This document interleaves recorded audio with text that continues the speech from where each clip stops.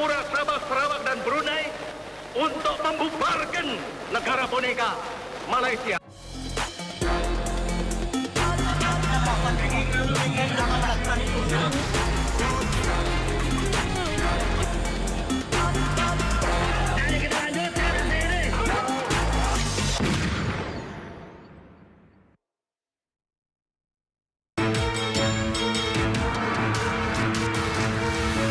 Ya pemirsa, Indonesia sudah memasuki 80 tahun untuk merdeka.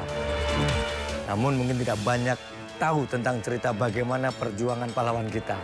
Untuk itu saya akan mengajak Anda untuk berbincang langsung pada veteran kita yang dulu pernah ikut berjuang dan berperang saat Dwekora. Memang bukan tahun 45, ini tahun 60-an, tetapi mungkin semangatnya sama dan kita ingin mencari tahu agar kita bisa semakin menghargai jasa-jasa pahlawan kita. Hari ini 3 Mei 1964 telah berkumpul dalam satu apel besar yang saya perintahkan beberapa hari yang lalu. 21 juta sukarelawan Indonesia. Pada Mei 1964, Presiden Soekarno menyerukan Dwi Komando Rakyat atau Dwekora. Isinya memperhebat ketahanan revolusi dan membantu rakyat Malaya, Singapura, Sarawak, serta Sabah menghancurkan pembentukan negara Federasi Malaysia yang disebut Bung Karno sebagai proyek neokolonialisme. Resimen pelopor pasukan elit di bawah Korps Brimob Polri ditunjuk untuk misi khusus ini. Menpor dikenal terlatih di medan hutan tropis, tangkas dalam perang gerilya, dan cepat bergerak di wilayah sulit. Dari Kalimantan Utara, Menpor menyusup ke Sarawak dan Sabah. Misi mereka jelas membantu gerilyawan lokal mengumpulkan informasi intelijen dan mengganggu posisi militer Inggris serta Malaysia. Medan operasi tak kenal ampun, hutan lebat, sungai deras, dan rawa menjadi tantangan. Kontak senjata kerap terjadi berhadapan dengan pasukan Gurkha, tentara Inggris, hingga tentara Malaysia. Perbekalan terbatas memaksa pasukan bertahan hidup dari alam, memancing ikan, berburu di hutan, sambil tetap waspada terhadap patroli lawan. Konfrontasi berakhir tahun 1966 setelah perundingan damai disepakati. Resimen pelopor ditarik pulang membawa pulang cerita, luka, dan kebanggaan. Operasi Dwekora menjadi catatan sejarah bahwa resimen pelopor tak hanya menjaga keamanan dalam negeri, tapi juga pernah berada di garis depan misi militer di luar negeri. Sebuah pengabdian yang tak pernah pudar oleh waktu.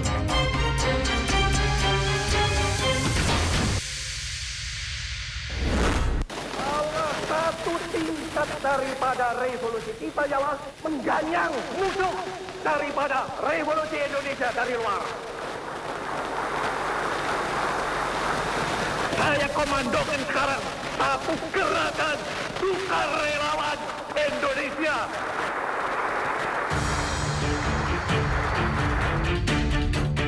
Kita sedihnya di situ, Pak. Oke, masih ada ya di sana? Loh, semuanya gugur, belum ada yang dipulangkan. Satu pun terkecuali digantung.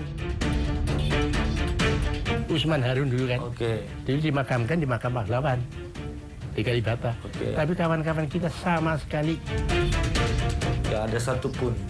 tidak ada satupun.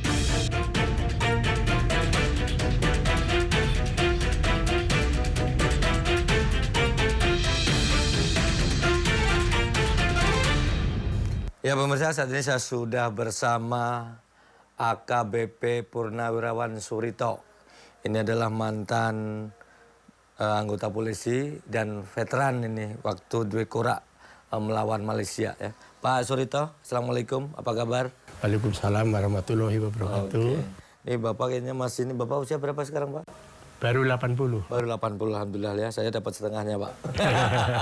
Saya lebih dikit lah. Pak, ini Bapak waktu itu veteran Dwekora ya? Siap. Dwekora itu benar yang lawan Malaysia Pak ya?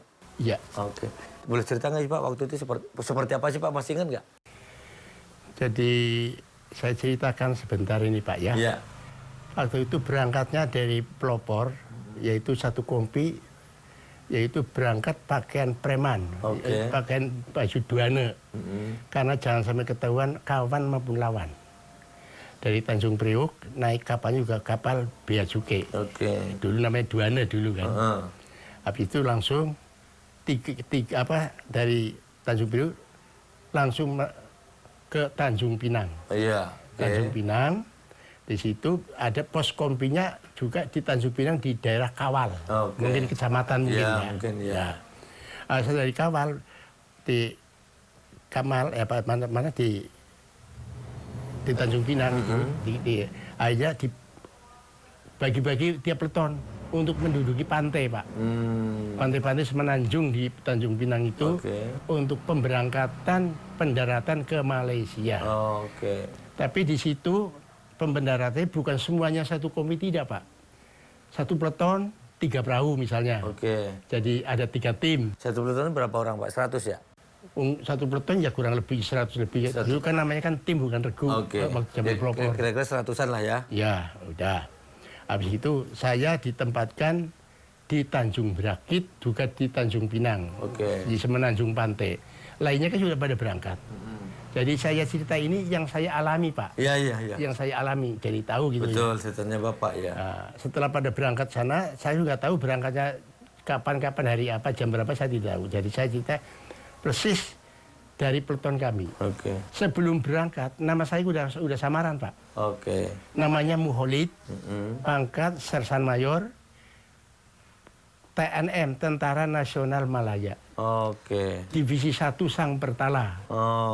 Nah itu, udah. Kelahiran Pontian ke Malaysia. Malaysia.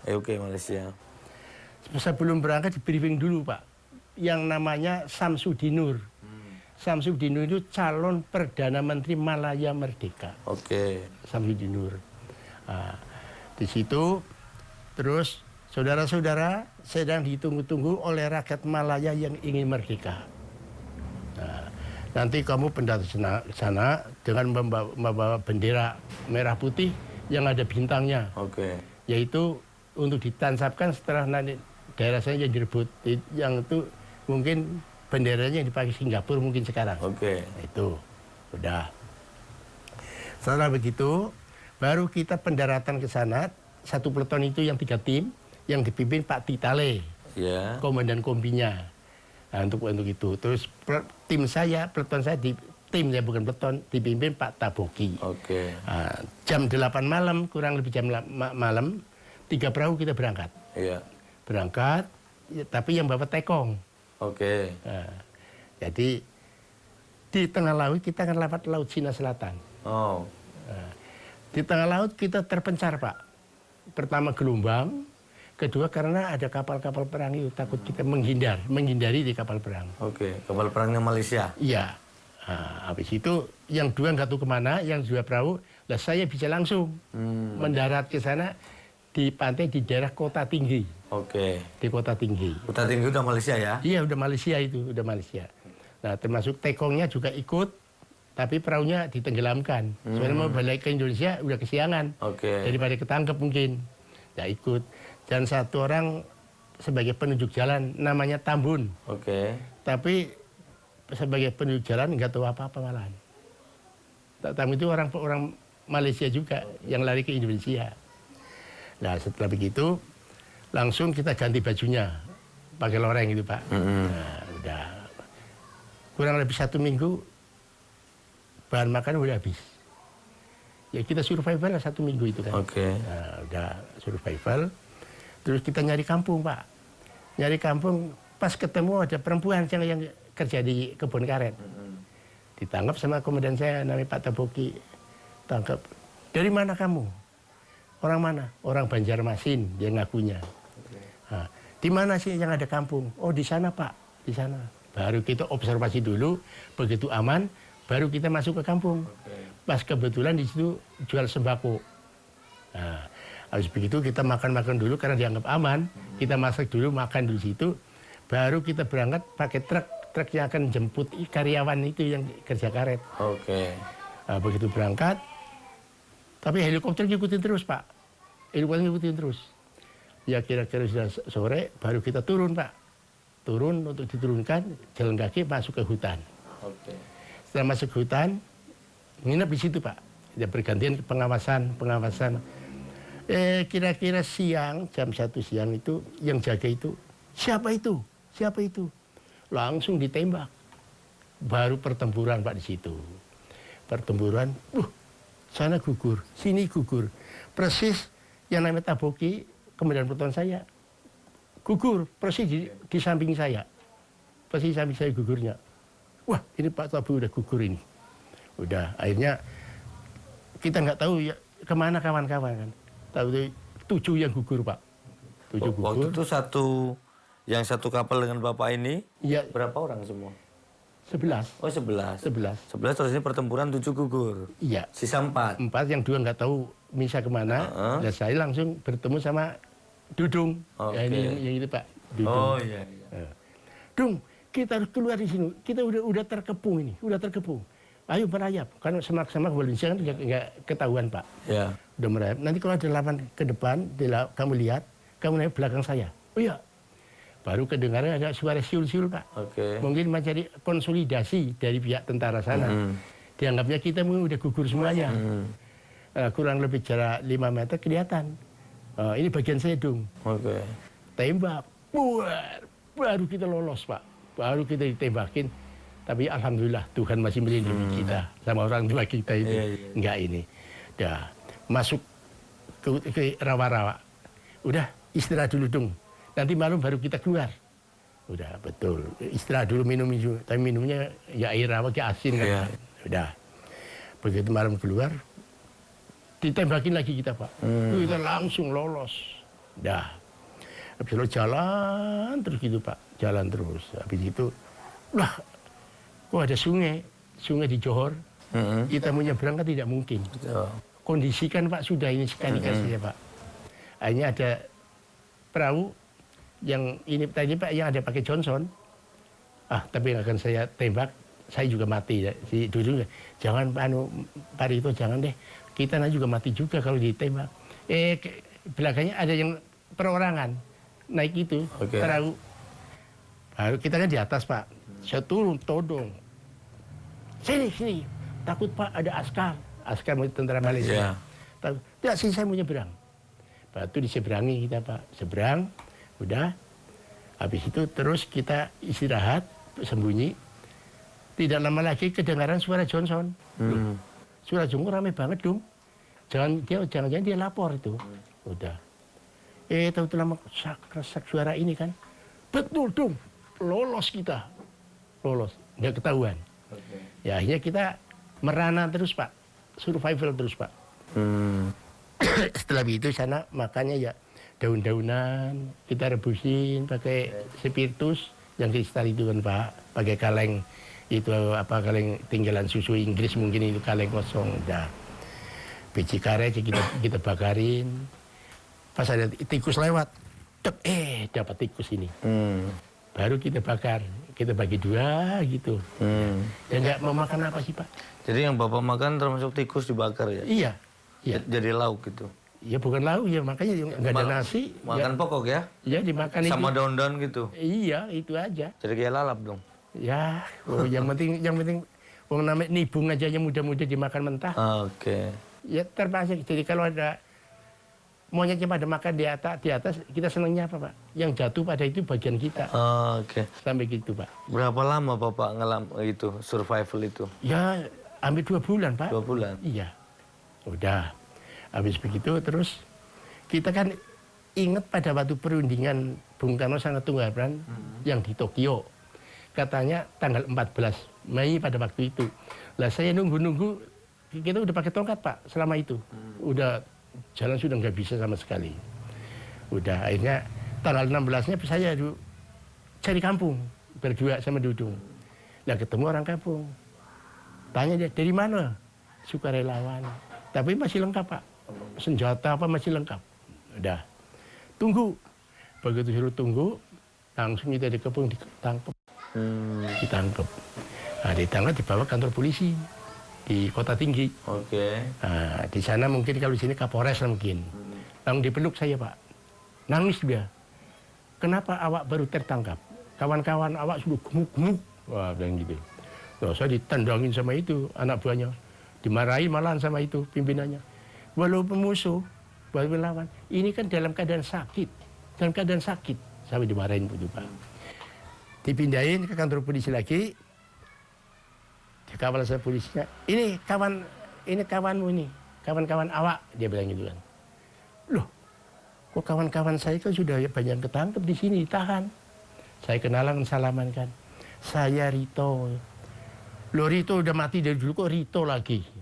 Karena udah nggak kenal saya, badan saya udah hilang kulit ya. Iya, saya ini Rito, saya ini. Ada yang kenal saya, itu saya maaf aja, dulu kan pakai tato, Pak. Betul ini Rito ini, ada tatonya itu, ada tatonya. Iya, saya Rito ini. Pada nangis, Pak. Nangis melihat keadaan saya gitu-gitu, Pak. Karena saya udah dikabarkan oleh sana itu sudah mati katanya, sudah dicari sama helikopter, anjing pelacak juga nggak ketemu. Udah, habis begitu baru beberapa hari dokter datang, Pak, bawa kita ke rumah sakit di Johor Baru. Berdua dibawa sana. Wah, dikerumuni dokter, diperiksa. Untung awak kuat. 2 hari tak tertangkap, awak sudah mati katanya. Tapi alhamdulillah, Pak, di rumah sakit juga diobati betul-betul ini, Pak. Bukan dianggap musuh lah mungkin gitu. Jadi ketemu di tahanan lah mungkin ya, di tahanan polisi Malaysia. Bapak ketemu dengan teman-teman Bapak yang waktu itu satu kompi itu satu apalah yang dari Indonesia, ada berapa orang di situ? Banyak? Ya banyak juga. Banyak juga. Tapi ya mungkin sudah ketemu. Saya kan paling belakangan, Pak. Yang bikin sedihnya itu ya, saya itu kalau sedang ada mata kan di hutan, Pak, ya itu. Atau udah kita telanjang gantian sama ini, Pak, buangin kutu babi sama pacet. Ya baju yang dipakai kan selama sekian bulan kan itu aja, Pak. Pacet sama kutu babi pada nempel di badan. Dan 2 hari sekali kita sakit, Pak, malaria. Malaria. Ya tapi mau apa lagi, Pak? Gitu, Pak. Sampai begitu, Pak. Itu kalau pas jadi selama Bapak jadi turun dari kapal, sempat tembak-tembakan dari 11 orang, 7 meninggal. Siap. Tinggal sisa 4 ya. Sisa 4 yang 2 entah lari kemana. Ya, betul. Bapak tinggal berdua sama siapa tadi? Dudung. Pak Dudung. Berjalan, akhirnya ketangkep juga, Bapak kan. Nah, selama di kantor polisi sana, Bapak disiksa apa enggak, Pak? Ya, dipukuli juga. Tapi begini, saya ketangkep saya itu bukan menyerah ya, Pak. Iya. Karena pada waktu tahunya sudah selesai perundingannya. Bung Karno sama Tengku Rahman tanggal 14 tanggal 16 saya kan keluar dari hutan. Saya rasa sudah selesai.